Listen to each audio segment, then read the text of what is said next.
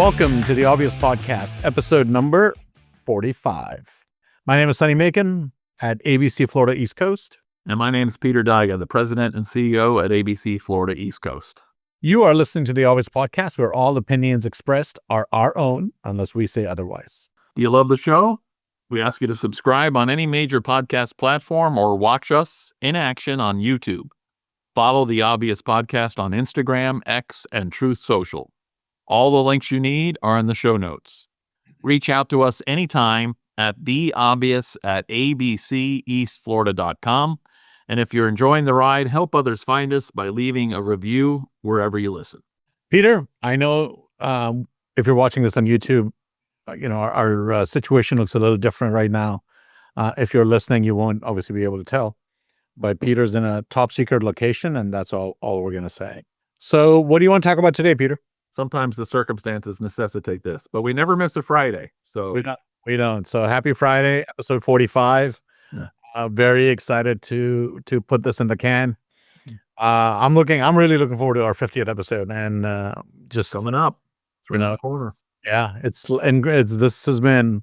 I was just telling you and Mr. Producer before we went on air just how much I have really enjoyed this experience, and how proud I know we both are of the product that we're putting out there, and you can tell by the feedback we get, by the types of people that are listening. I mean, it's such a diversity of people, from college students to retirees and everything in between, that are enjoying this conversation and are going along on this ride with us. And listen, the whole point of the show is really to entertain and to enlighten.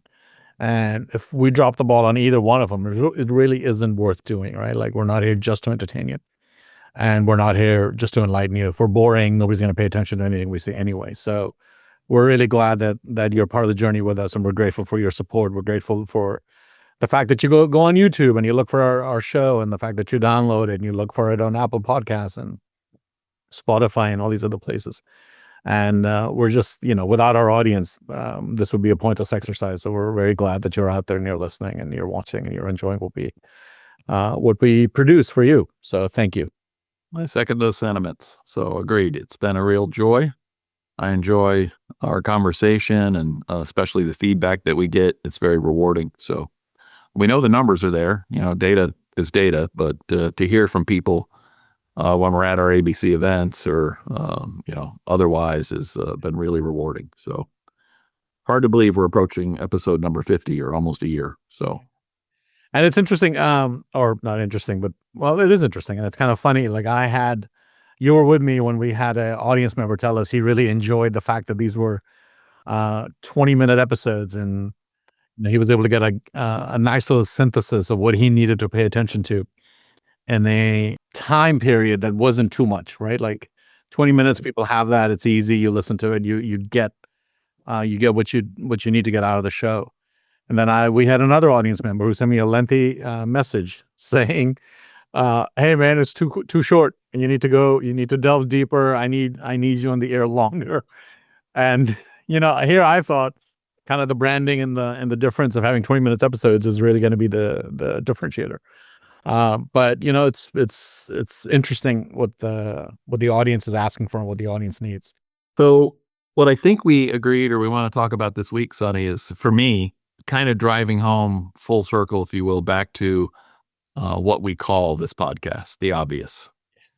Because we're going to focus on a couple politicians that are kind of in the news, and talk more broadly about why they're in the news. Generally, I think the news, to the extent they've covered them, and I think the majority haven't, because of the potential negativity that, or impact, I guess, that they might impose on some people. But I don't find anything about them that shocking. I see it as a natural fulfillment, really, of the politics of the left. Yeah. Today. So, in many ways, there's a lot of soul searching going on, I think, in the Democrat Party about, who they are, who they're going to be, what they represent. Was their failures this past election, just a communication issue? No, I don't think so. I think we're coming around to the fact that it wasn't just communication. By the way, that's for my whole life. certainly the left of center has chalked up successes and failures just to style, just to communication. I mean, I'm old enough to remember Reagan and was involved in his second campaign. And of course, he was the great communicator. That's all he was. He was just a great communicator. It had nothing to do with his policies or his programs or the direction he wanted to take the country. So, and you hear the flip side of that with the criticism of why they lost this time. They just didn't have the right messenger or the right message. And the truth is, their message has been the same for most of my life. Yeah. Some of them are a little more upfront, or it's a little more direct, I think, about their message. And that's my take, Sonny, on the two examples I think we're going to kind of run with today and try to have a conversation about. And everybody, I think, will be well, at least most of our audience, I think, will be familiar with these two incidences. So I'm gonna take a slightly different path. I'm gonna remind our audience, and we can kind of post links and show notes on these things. I've seen a lot of clips of people like Joe Biden from the 90s, Bill Clinton in the 90s, even Barack Obama talking about the need for a secure border, Joe Biden talking about the crime bill, Bill Clinton talking about welfare reform, right? I'll kind of connect my thought here. There's a former congressman that you and I are both, we're both friends with. We know him personally. He posted on his social media a post talking about how he was really sort of discouraged by the state of political discourse and how people attack each other and lawmakers attack each other. And he used this phrase, how we all needed to focus, and his phrase was collective agenda, right? We needed to focus on our collective agenda instead of things that divide us. And I was really taken aback by the phrase collective agenda. And all I could think is, what is our collective agenda? What can we agree on, the right and the left and the middle, and say, hey, guys, this is what we will pursue. For example, in the 90s, we could all agree that crime was bad. We can't even agree on that anymore, right? In the 90s, we could agree it is better to have as fewer people on welfare as possible. We can no longer agree on that. Right, things that, and certainly I can only use my own life as a barometer, that were political, as close to universal truths as you can imagine, that are no longer universal truths. And all I could think about is, well, how do you get to a collective agenda when you can't even agree to things like men are men and women are women? I mean, that you can't. I mean, I am now living in a culture where a Supreme Court justice says that she cannot define what a woman is. Right? Like, and the gains of vocabulary and all of that. And so I just think, like, how do you get to a collective agenda when you cannot even agree on what truth is or what basic truth is? Forget truth. Forget that question. It would seem nothing is obvious in today's culture, right? Right. To get to the point of the kind of things we try to cover here. And I see your point. I guess what I'm trying to say is I feel like the seeds of where we're at have always been there. I think in many parts, I think certain political segments would not either reach the obvious conclusion of where their thinking took them until they felt politically it was survivable. Yeah. And I think that's what I mean by, I'm not really surprised by a lot of this, because it always was underneath the surface. I would agree with you, right? So a socialist would hide the fact that he was a socialist. That is no longer the case. I mean, Sanders openly talks about in Capitol Hill that he's a socialist, right? That's right. Zohran Mamdani from New York, who just won the Democratic primary, openly talks about that he's a socialist. There's a little clip that I want to play for our audience where he, and this is so interesting to me because I see the left police language so much that when he's asked to he's asked to condemn the phrase "globalize the intifada," his first defense is, "Oh, I don't police speech," which cracks me up. Right. Left polices speech like nobody's business, and it's. Oh, and by the way, he's held, and again, this is kind of to my point. I think it's okay to call yourself a socialist. It's not quite yet okay to call yourself a communist in American politics. But he is.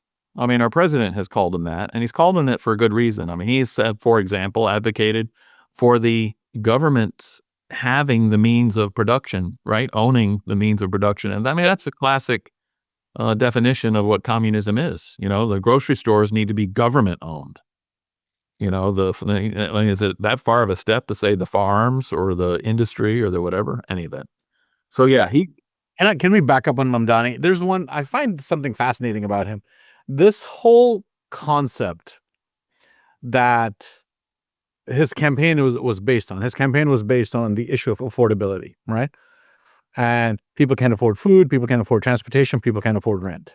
He's talking about the most expensive city in this country. When did it? and by the way, the most liberal city, one of the most liberal cities in the country. I think that you could debate whether it's that or San Francisco.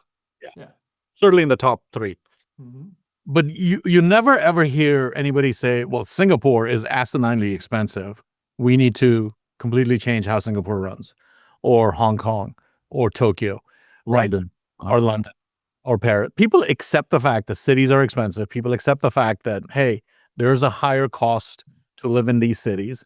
And just because you can't afford it, I mean, I know people who worked on Wall Street who are commuting from Connecticut, New Jersey, as far as Philadelphia into Manhattan because they can't afford Manhattan prices, and they don't, and all sorts of other issues. But it's like, oh no, we got to give people free housing. And to me, that's so problematic on so many levels. Forget the whole sort of social thing. This idea that everybody deserves to live everywhere, like that's insane. Yeah.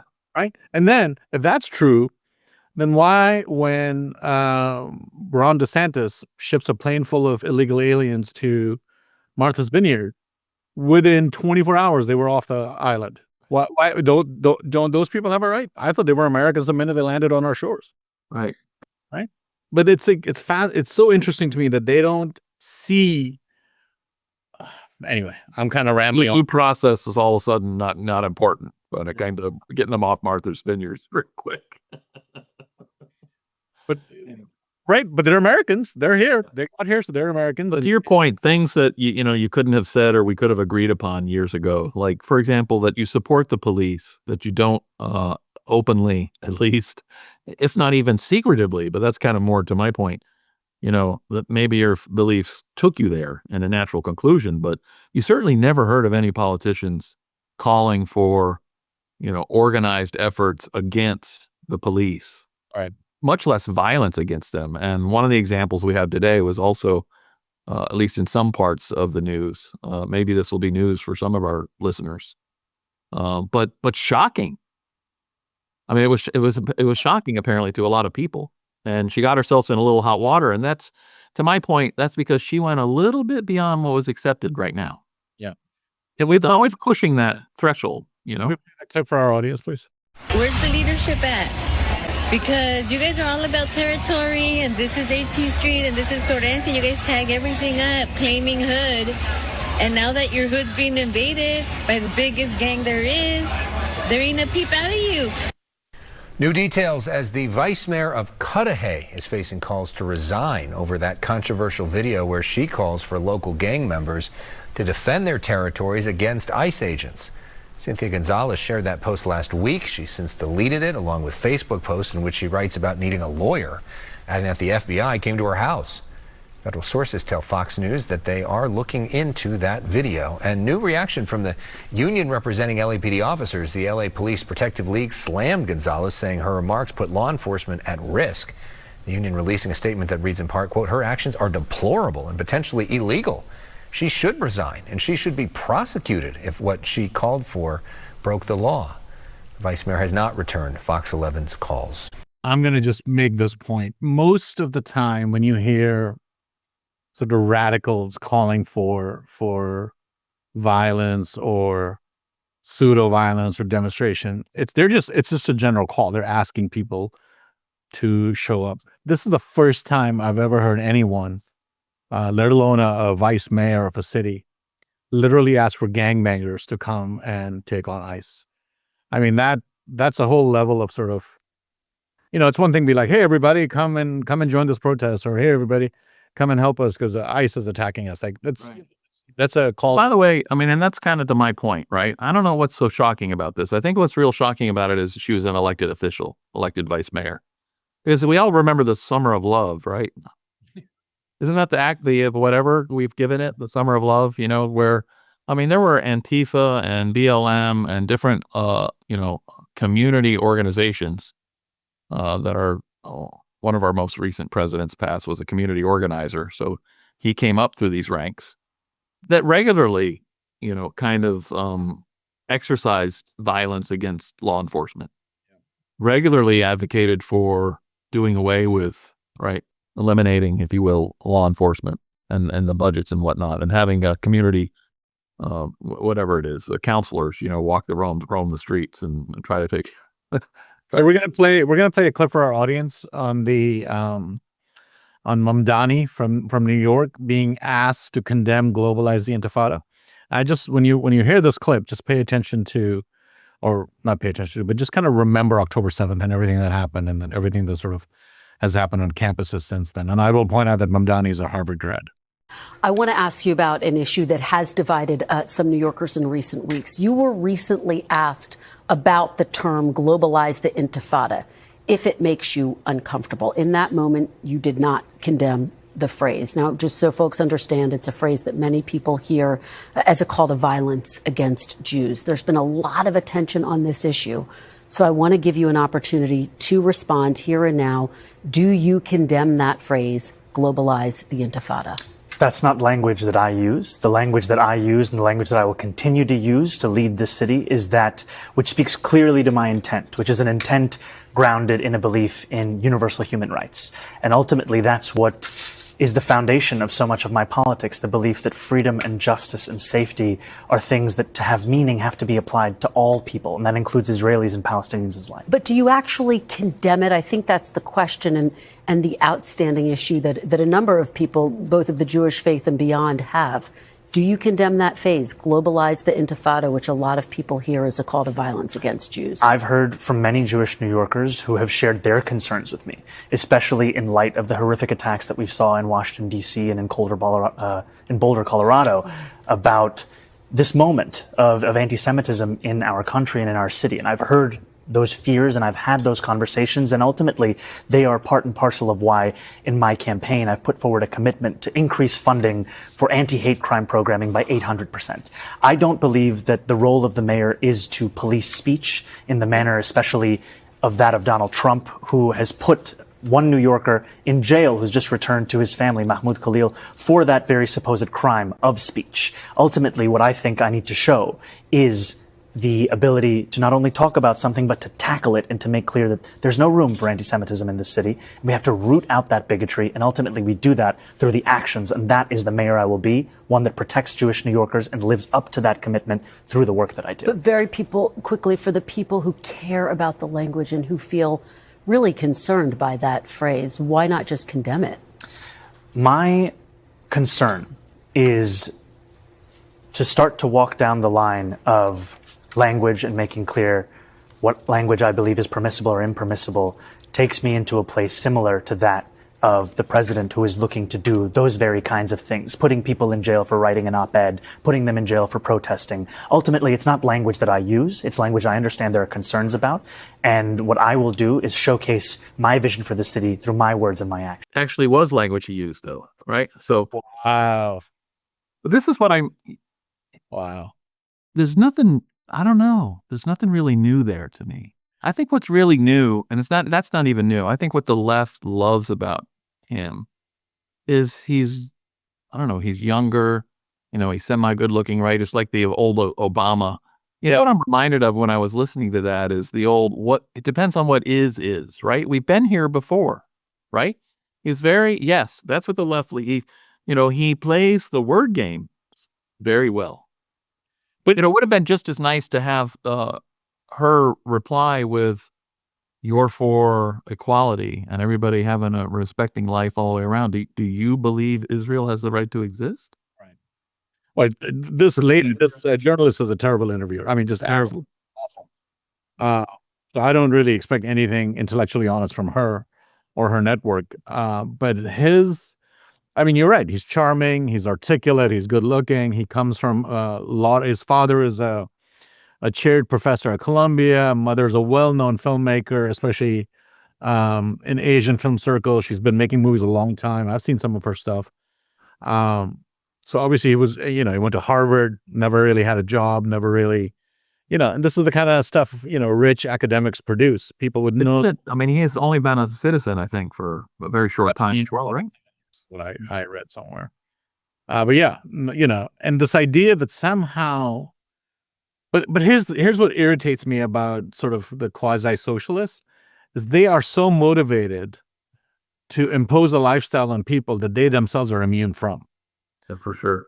He will never ever have to wait months and months and months for healthcare.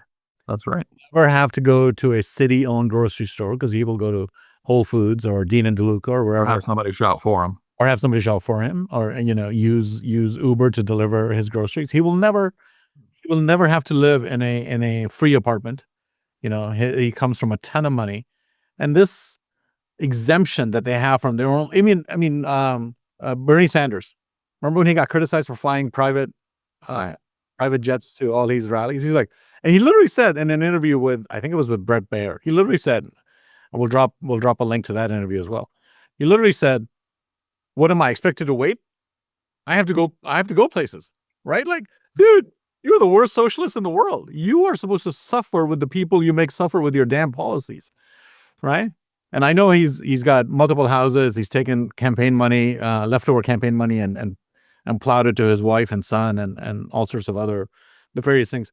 But to me, what a horrible example. I'm kind of making my point, Sonny. I think there's nothing new about this guy and the socialists. The anti-Semitism is a little bit new. Oh, well, that's not even new, right? I mean, that's. But I think that's the one line that has got the New York elite, I guess not accepting. I don't know. There's nothing really new about this guy. All right. Well, we just wanted to highlight some of this stuff to you, our audience. We're running out of time, so we just wanted to highlight the stuff to you because we want you to understand the games politicians play with language. We want you to understand how, there's nothing new under the sun, and how you have to be active in protecting your own community. You can't count on people who don't understand the need. Voting doesn't matter. Wow. Exactly. And there's one last one. I watched a really interesting story about who voted for this guy. Mm-hmm. So all of the working class neighborhoods in New York, in New York City, all the outer boroughs, nobody voted for him. That's right. It was the academics and the rich people and the elite who voted for this guy. But again, all people that are immune from his decisions. The people who would pay the price for his decisions, nobody voted for him. Yeah. Better wake up, right? That's why elections do matter. So yeah, elections have consequences for sure. Absolutely. We are so grateful for your time. Thank you for listening and joining us. We look forward to sharing another episode with you next Friday. And for comments, send us an email at theobvious@abceastflorida.com. Until next time, ciao. Take care.